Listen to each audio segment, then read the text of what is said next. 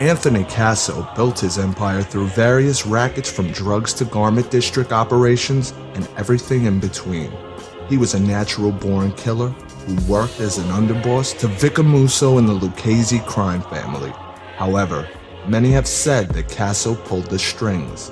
In 1994, he pled guilty to 72 counts he had been indicted on, including 15 murders. His lifelong motto, kill or be killed.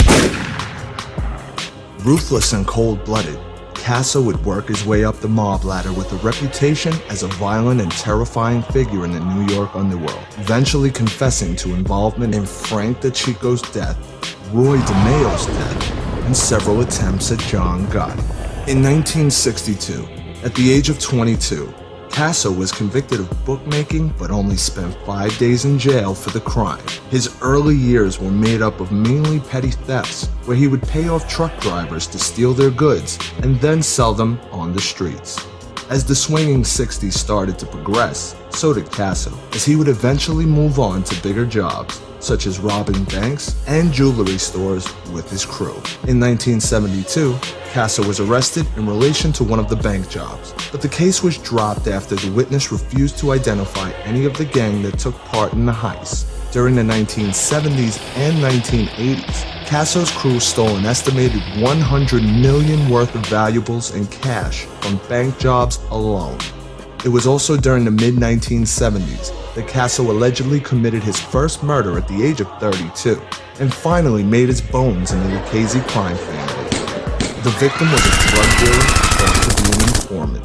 It was after being made in the family that Casso met Vicamuso, a partnership that would last nearly 20 years. In 1987, after Tony Ducks Corralo was indicted with several other mobsters in the commission trial, Amuso took the reins, only after Casso refused the role in the first instance. By 1989, Amuso promoted Casso to underboss of the Lucchese family. This is where the famous partnership really started to grow. Even though Amuso was the boss of the family, it was clear that Casso pulled the strings. Being at the top of a major crime family just fueled Casso's aggression, which in the end would be the downfall of him.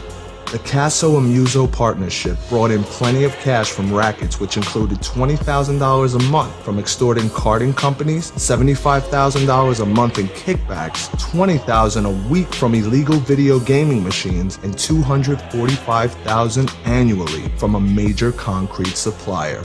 On top of that, the two also split $800,000 from the Colombo crime family for Casso's aid in helping them rob steel from a construction site, and then $600,000 from the Gambino crime family for allowing them to take over a Lucchese protected contractor for a housing complex project. While evading authorities for over 3 years, Casso maintained control over the Lucchese family. In the process, he ordered 11 mob slayings, as well as plotting with Genovese leader Vincent the Chin Gigante to murder John Gotti. Casso and Gigante were outraged that John Gotti had murdered Paul Castellano without the sanction of the Mafia's commission. All attempts on Gotti's life failed, with one car bomb in 1986 that killed a Gambino capo by the name of Frank DeChico. In early 1991, Amuso and Casso ordered the murder of Capo Pete Chiodo, who had pled guilty without the administration's approval. Chiodo barely survived the assassination attempt and subsequently agreed to turn state's evidence.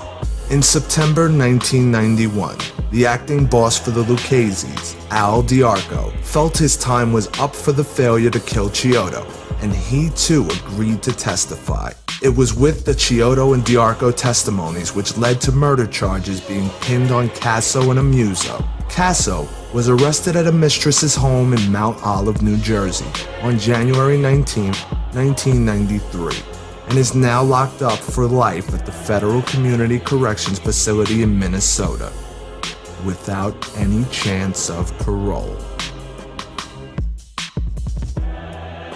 I'm truly regretful for my decision to cooperate with the government.